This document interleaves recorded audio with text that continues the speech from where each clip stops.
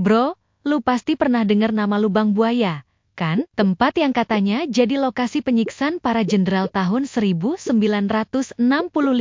Biasanya kalau kita dengar itu, langsung inget sama J30S dan segala versi resminya yang sering ditayangin tiap September. Tapi, ternyata, di balik cerita resminya, banyak banget hal janggal dan teori konspirasi yang bikin orang mikir, sebenarnya apa sih yang benar-benar terjadi di Lubang Buaya? Jadi gini ceritanya, tanggal 30 September 1965 malam, 7 perwira tinggi TNI diculik dan dibunuh. Versi pemerintah waktu itu bilang, PKI dalangnya. Mereka nyiks para jenderal di Lubang Buaya, lalu mayitnya dibuang ke sumur tua. Tapi seiring waktu, makin banyak saksi dan sejarawan yang ngerasa, kok banyak yang gak nyambung ya? Misalnya nih, di lokasi Lubang Buaya sendiri, warga sekitar bilang gak ada yang pernah lihat ada penyiksaan sepanjang malam itu. Padahal rumah mereka deket banget dari tempat kejadian. Suara tembakan, teriakan, gak ada yang dengar jelas. Terus, waktu mayit para jenderal diangkat dari sumur, katanya korban disiks dengan cara kejamatnya dicengkil,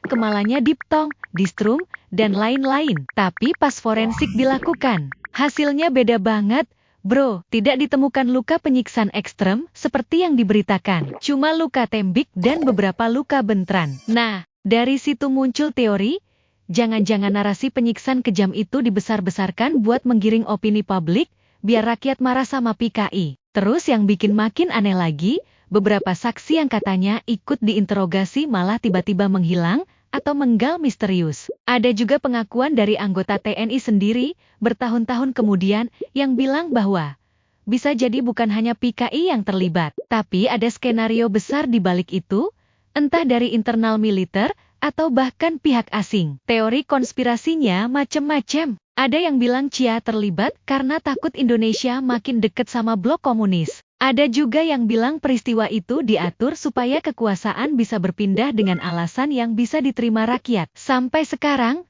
bro, gak ada bukti mutlak siapa dalang sebenarnya. Setiap pemerintahan punya versinya sendiri. Tapi yang pasti, Lubang Buaya jadi simbol yang kuat banget antara sejarah, propaganda, dan misteri yang gak pernah benar-benar dibongkar tuntas. Yang ngeri adalah, beberapa orang yang pernah datang ke lokasi bilang, kalau lu ke sumur tua itu malam-malam, kadang lu bisa dengar suara orang minta tolong dari bawah tanah. Kayak jeritan yang gak pernah selesai, tapi mungkin itu cuma sugesti. Atau mungkin emang masih ada cerita yang belum selesai di sana. Lu percaya gak, bro, kalau sejarah yang kita tahu, sebenarnya cuma versi yang boleh kita tahu?